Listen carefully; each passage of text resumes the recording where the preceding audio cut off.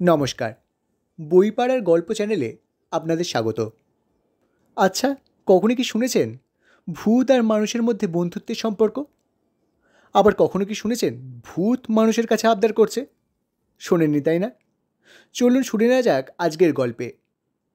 ভূত ভবিষ্যৎ, লেখক শরদিন্দু বন্দ্যোপাধ্যায়।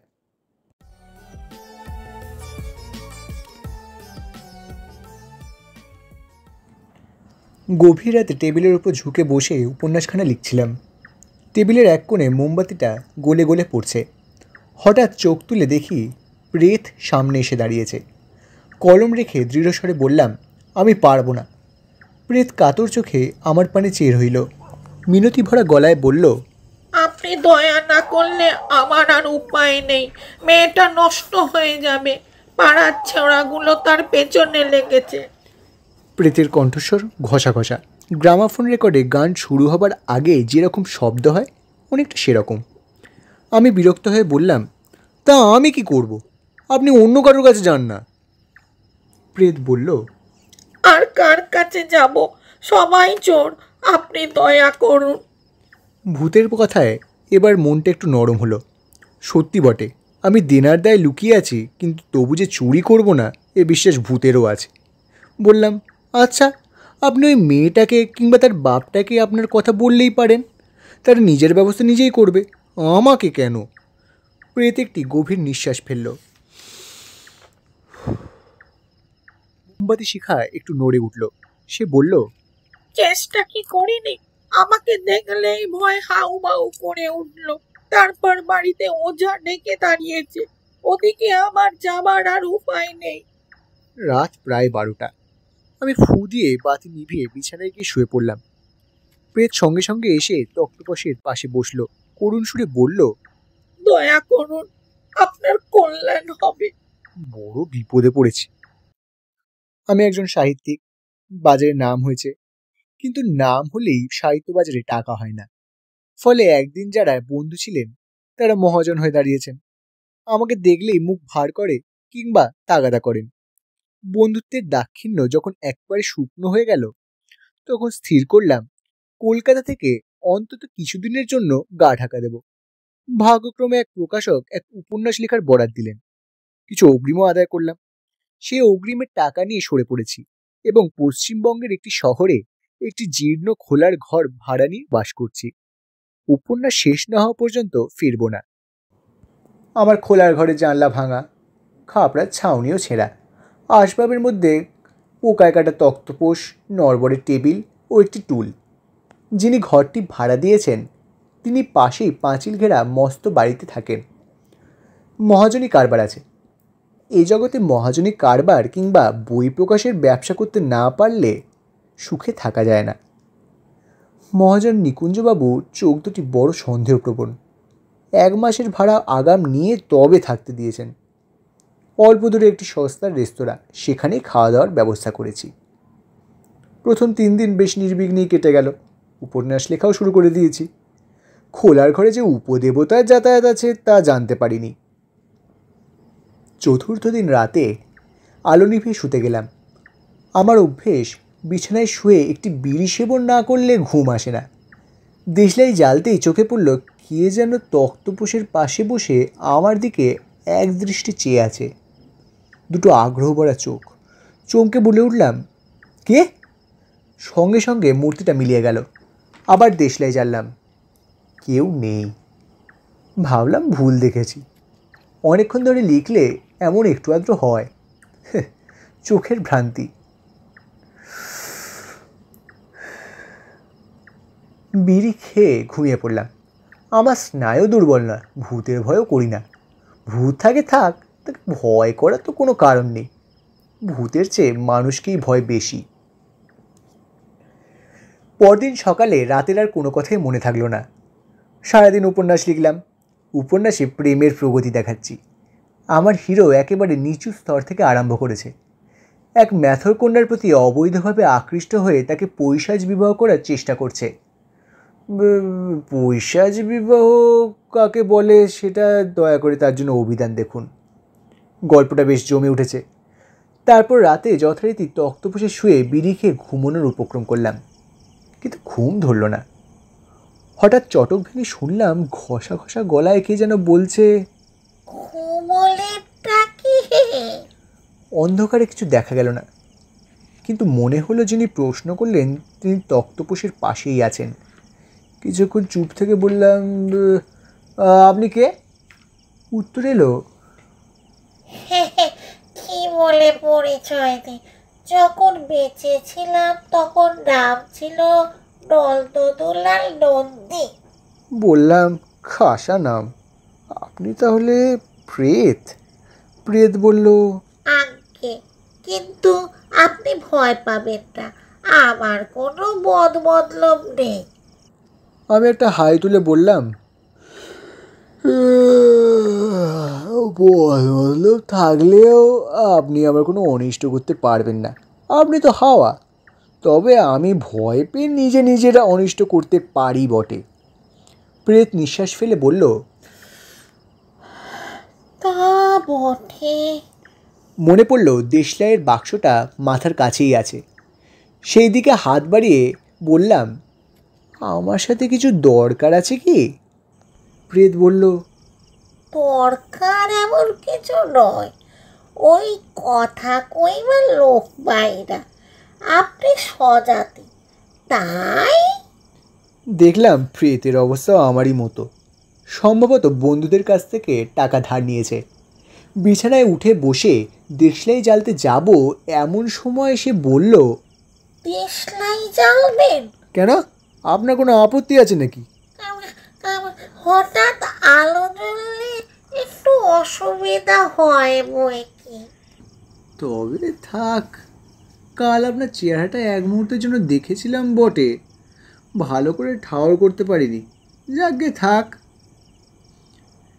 কিছুক্ষণ চুপচাপ ভাবলাম, বেচারা কথা কইবার লোক পায় না, স্বজাতি পেয়ে এসেছে আলাপ করতে, আমারই কিছু বলা কওয়া উচিত।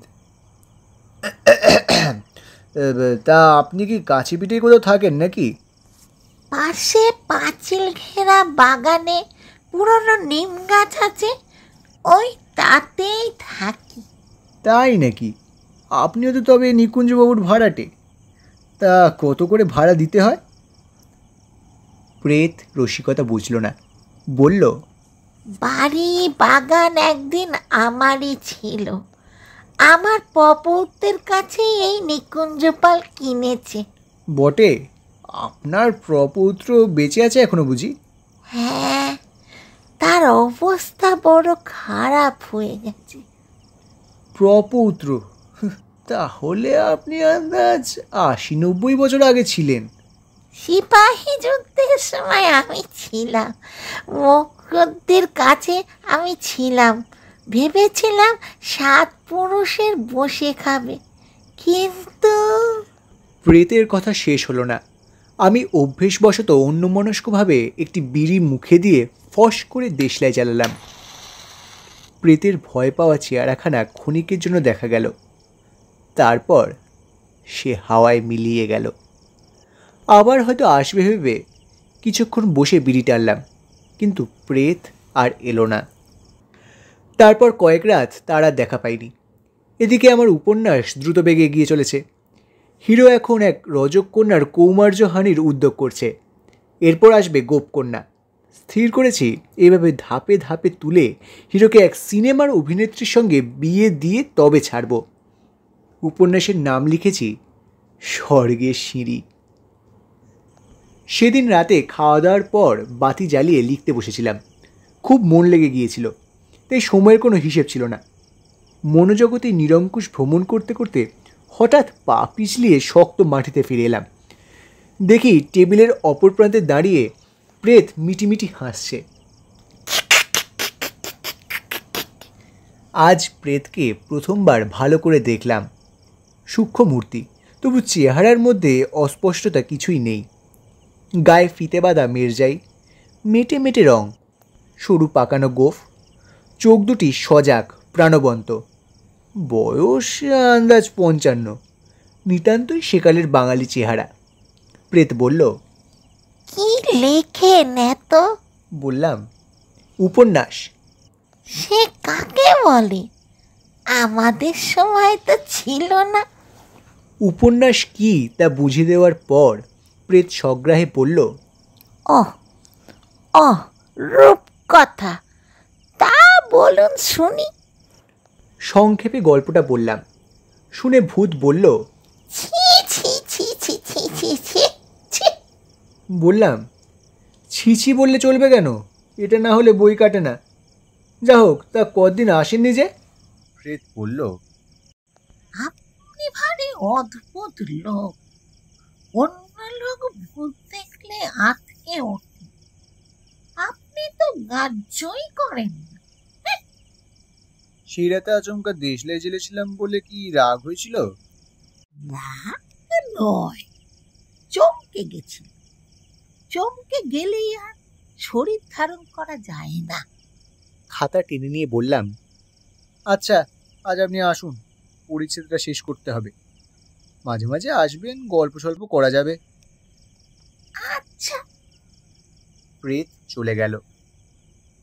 তারপর প্রেত প্রায় প্রতি রাতেই আসে। কিছুক্ষণ গল্পগুজব হয়, আসুন বললেই হাওয়ায় মিলিয়ে যায়। এ আমার সাপে বড় হয়েছে। এখানে এসে মানুষ প্রতিবেশীর সঙ্গে ইচ্ছা করেই আলাপ করিনি। তার পরিবর্তে যা পেয়েছি তা মোটেই অবাঞ্ছনীয় নয়। প্রেতের সঙ্গে যতটুকু ইচ্ছা মেলামেশা করি, স্বাদ মিটলেই তাকে চলে যেতে বলি। সে চলেও যায়। মানুষ প্রতিবেশীকে এত সহজে তাড়ানো যেত না। ঘন্টা ধরে থাকেন তিনি সৎ প্রসঙ্গ আলোচনায়। আমার ভূতই ভালো। একদিন ভূত জিজ্ঞাসা করলো, আচ্ছা, আপনি সংসার করেছেন? বললাম, সংসার মানে বিয়ে? সর্বনাশ! একলা শুতে ঠাঁই পাই না, আবার শঙ্করাকে ডাকে। ও কাজটি আমাকে দিয়ে হবে না। ভূত একটু হাসলো। কিছুক্ষণ যেন অন্যমনস্ক থেকে হঠাৎ বলল, দেখুন, আপনার সঙ্গে এতদিন মেলামেশা করে বুঝেছি আপনি সজ্জন, চোর ছ্যাচর নন। আমি অনেক দিন থেকে আপনার মতো একজন মানুষই খুঁজছি। আমার একটা অনুরোধ আছে, আপনাকে রাখতে হবে। ভূত যে নিছক আমার সঙ্গলাভের জন্য নয়, একটা মতলব নিয়ে আমার কাছে ঘোরাঘুরি করছে, তা এতদিন বুঝতে পারিনি। বোঝা উচিত ছিল। মুৎসুদ্দির প্রেতাত্মা বিনা প্রয়োজনে কারোর সাথে ঘনিষ্ঠতা করবে, এটা মনে করা অন্যায়। সাবধানে বললাম, কি অনুরোধ? ভূত তখন টেবিলের উপর কনুই রেখে নিজের ও নিজের বংশের ইতিকথা বলতে আরম্ভ করলো। আন্দাজ করলাম কাকড়া বিছের লেজে যেমন হুল থাকে, অনুরোধটাও আছে গল্পের শেষে। নন্দদুলাল নন্দী ইস্ট ইন্ডিয়া কোম্পানির সাহেবদের সঙ্গে ব্যবসা করে প্রচুর উপার্জন করেছিল। জমিদারি, বাগান, ক্ষেত, বালাখানা সবই হয়েছিল। তার যখন 53 বছর বয়স, তখন সিপাহী বিদ্রোহের গণ্ডগোল আরম্ভ হলো। এদিকে যুদ্ধ বিগ্রহের সম্ভাবনা বিশেষ ছিল না, কিন্তু যার টাকা আছে তার আশঙ্কার শেষ কোথায়? একদিন গভীর রাতে নন্দদুলাল একটি পিতলের ঘটিতে 100 মোহর পুড়ে বাগানের নিম গাছতলায় পুঁতে রাখল। আর সবই যদি যায়, 100 আকবরী মোহর তো বাঁচবে। মিউটিনির হাঙ্গামা এদিকে আসলো না বটে।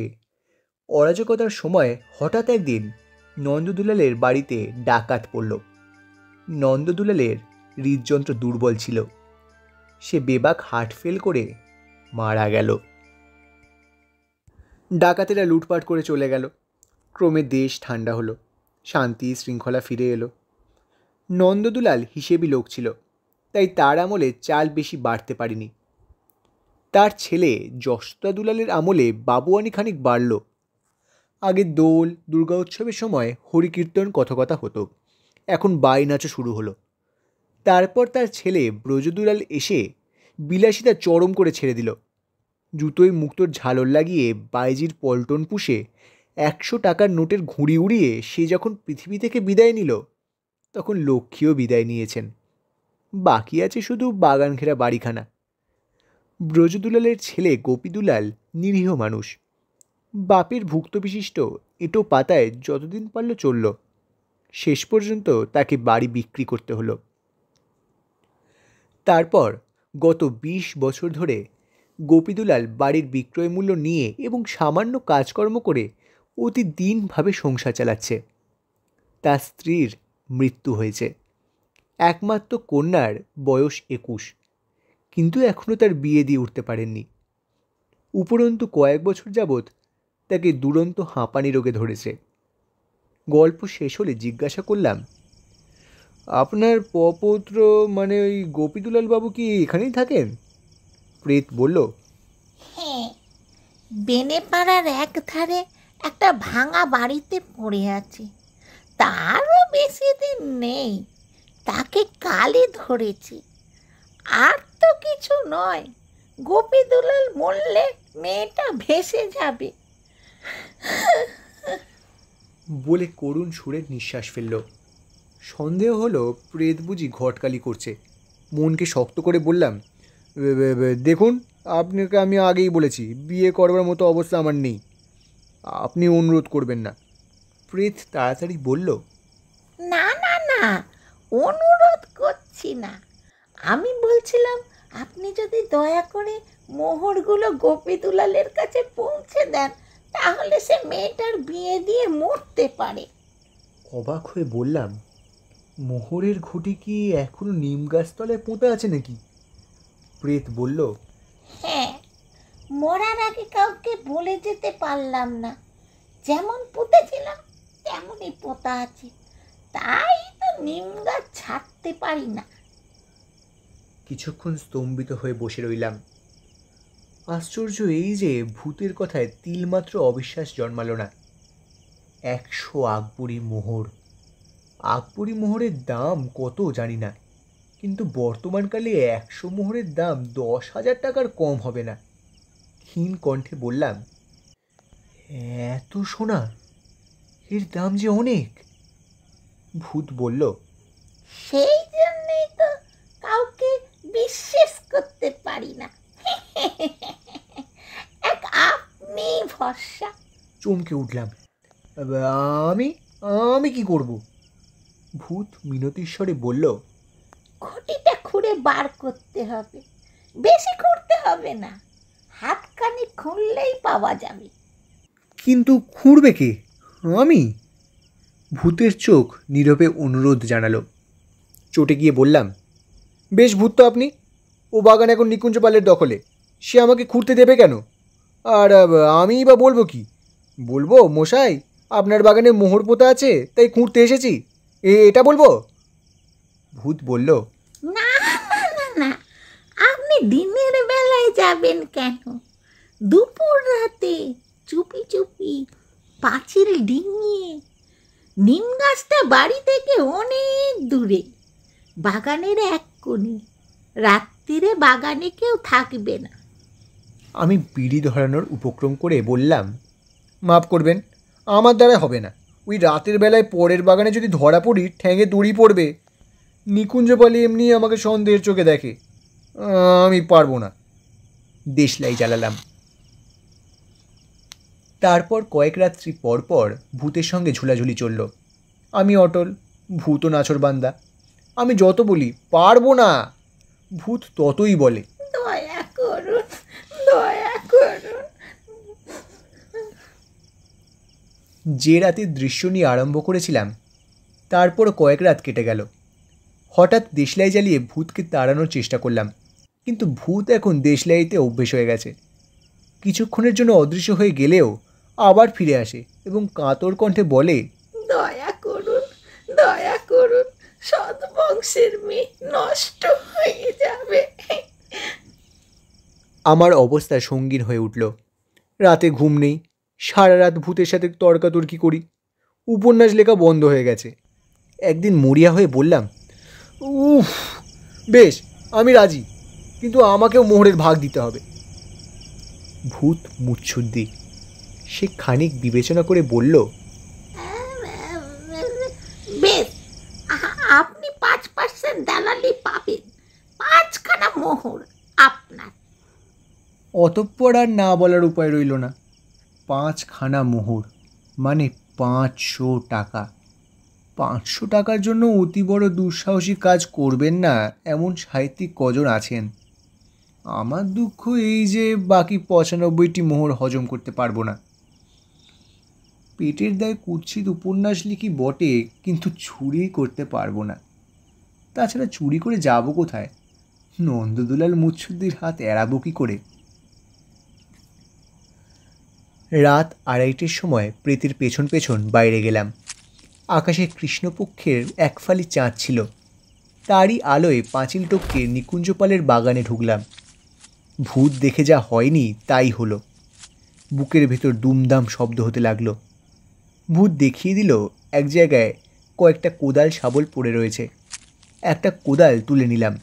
ভূত পথ দেখিয়ে নিম গাছতলায় নিয়ে গেল। নিম গাছতলায় একটা জায়গায় আঙুল দেখিয়ে ভূত কোমরে হাত দিয়ে দাঁড়িয়ে তদারকি করতে লাগলো। আমি ঘুরতে লাগলাম। চারিদিকে নিশুতি, কোথাও সারা শব্দ নেই। মনে হলো আমিও মানুষ নই, কোনো সূক্ষ্ম জগতের বাসিন্দা। 8 ঘন্টার মধ্যে ঘটি নিয়ে নিজের ঘরে ফিরে এলাম। ঘটির গায়ে সবুজ রঙের কলঙ্ক, কিন্তু ভেতরে 100 নিষ্কলঙ্ক আকবরী মোহর ঝকমক করছে। ভূত আত্মভিমান সহ একটা ভ্রু তুলে বলল, কি বলেছিলাম? আমার গায়ে তখন কাল ঘাম ঝরছে। ফস করে দেশলাই জ্বালিয়ে আমি একটা বিড়ি ধরালাম। ভূতকে বেশি আশকারা দেওয়া ভালো নয়। পরদিন সকালে আবার ঘটি খুলে দেখলাম, স্বপ্ন নয়, মায়া নয়, মতিভ্রম নয়, সত্যি 100 মোহর। তার ভেতর থেকে 5টি মোহর সরিয়ে রেখে 95টি পুটুলিতে বেঁধে বাইরে বের হলাম। আর দেরি নয়, সোনার মোহ বড় মোহ, বেশিক্ষণ কাছে রাখলে হয়তো আবার লোভ সামলাতে পারবো না। বেনেপাড়ার এক প্রান্তে গোপীদুলালের বাড়ি খুঁজে বার করলাম। নোনা ধরা চটা ওঠা বাড়ি। তার সামনে ঝাঁকড়া চুলো এক ছোকরা শীষ দিতে দিতে পায়চারি করছে। আমি দরজার কড়া নাড়তেই ছোকরা আমার দিকে তীক্ষ্ণ দৃষ্টি ছুঁড়ে কেটে পড়ল। একটি মেয়ে এসে দরজা খুলে দিল। তারপর অপরিচিত ব্যক্তি দেখে একটু ভেতর দিকে সরে গিয়ে চোখ নামিয়ে দাঁড়িয়ে রইল। মৃদু স্বরে বলল, কাকে চান? বাবা বাড়ি নেই। বুঝলাম গোপীদুলালের আইবুড়ো মেয়ে। গায়ের রং ফর্সা, মুখখানি নরম ও সুশ্রী, সর্বাঙ্গে ভরা যৌবন, কিন্তু চোখ মুখে আতঙ্ক, যেন নিজের যৌবনের ভয় সবসময় ভয় পেয়ে আছে। পরনে বোধ করি বাপের একখানা আধময়লা ধুতি। গায়ের ব্লাউজের অভাব ঢাকা দেওয়ার জন্য আঁচলটা বুকের ওপর 2 ফের করে জড়ানো। আমার গলাকে যেন চেপে ধরল। গলা ঝেড়ে বললাম, এইটি কি গোপীদুলাল বাবুর বাড়ি? হ্যাঁ। উনি বাড়ি নেই, কখন ফিরবেন? হাসপাতালে গেছেন, ফিরতে বোধ হয় দেরি হবে। ও, আমি একটু চিন্তা করে বললাম, তার সঙ্গে আমার একটু বিশেষ দরকার ছিল। আচ্ছা, আমি ওবেলা আবার আসবোক্ষণ, তাকে বলে দিও। মেয়েটি চকিতে চোখ তুলল। আচ্ছা। আমার খোলার ঘরে ফিরে গিয়ে একটার পর একটা বিড়ি টানতে লাগলাম। মাথা গরম হয়ে উঠল। 2 বান্ডিল বিড়ি নিঃশেষ হয়ে গেল। ভয় পাওয়া যৌবন, দুঃসহ অসহায় যৌবন। ভূতের সাথে পরামর্শ করতে পারলে ভালো হতো, কিন্তু ভূত দিনের বেলা আসে না। বিকেলে আবার গেলাম এবং দালালির 5টি মোহরও নিয়ে গেলাম। মেয়েটি দরজা খুলে দিল। বলল, বাবার শরীর বড় খারাপ, দেখা করতে পারবেন না। কি দরকার আপনার? তার ঠোঁট কেঁপে উঠল। হঠাৎ জিজ্ঞাসা করলাম, তোমার নাম কি? ভয়ে বিস্ফারিত চোখ তুলে নিচু কণ্ঠে সে বলল, কমলা। আমি বললাম, কমলা, তোমার বাবাকে বলো ও আমার কাছে তার কিছু টাকা পাওনা আছে, তাই দিতে এসেছি। দরজার ছায়ান দেখার থেকে সে বিহ্বল চোখে আমার দিকে চাইল, তারপর ছায়ার মতো অদৃশ্য হয়ে গেল। কিছুক্ষণ পর ফিরে এসে বলল, আসুন। গোপীদুলালবাবু বিছানায় আধশোয়া হয়ে হাঁপাচ্ছিলেন। অকাল বৃদ্ধ জীর্ণ মানুষ, চোখে উৎকণ্ঠা ভরা ক্লান্তি। আমি পাশে বসলে বললেন, আপনার কাছে টাকা পাওনা আছে তা তো মনে পড়ে না। আমি বললাম, টাকার কথা পরে বলবো, এখন আমার একটা প্রস্তাব আছে। আমি আপনার স্বজাতি ভদ্র সন্তান, আপনার মেয়েকে বিয়ে করতে চাই। গোপীদুলাল দিশেহারা হয়ে গেল। আমি বিস্তারিতভাবে আমার পরিচয় দিলাম। তার হাঁপানি যেন আরও বেড়ে গেল। শেষে বললেন, কমলার বিয়ে দিতে পারবো বলে আমার আশার অতীত। আমার তো পয়সাই নেই। আছে বই কি, এই যে, বলে আমি পুটলি খুলে 100 মোহর তার সামনে ঢেলে দিলাম। কমলাকে বিয়ে করেছি। শ্বশুরমশাই কিন্তু টিকলেন না, বিয়ের পরদিনই মারা গেলেন। আকস্মিক ভাগ্যোন্নতি তার সহ্য হলো না। কলকাতায় ফিরে এসে বন্ধুদের ঋণ শোধ করেছি, বই প্রকাশের ব্যবসা ফাঁদার আয়োজন করছি, উপন্যাসখানা ছিঁড়ে ফেলেছি। এবার একখানা রোমান্স ভরা ভদ্র উপন্যাস ধরব, যা পড়ে কমলা লজ্জা পাবে না। নন্দদুলালের সাথে আর একবার মাত্র দেখা হয়েছিল। আমি বলেছিলাম, কেমন খুশি হয়েছেন তো? নির্লজ্জ প্রেত চোখ টিপে মুচকি হেসেছিল এবং বলেছিল, দালালিটা একটু বেশি নিয়েছো। বলে অদৃশ্য হয়ে গেছিল। ভূতের কৃপায় আজ আমার ভবিষ্যৎ বেশ উজ্জ্বল।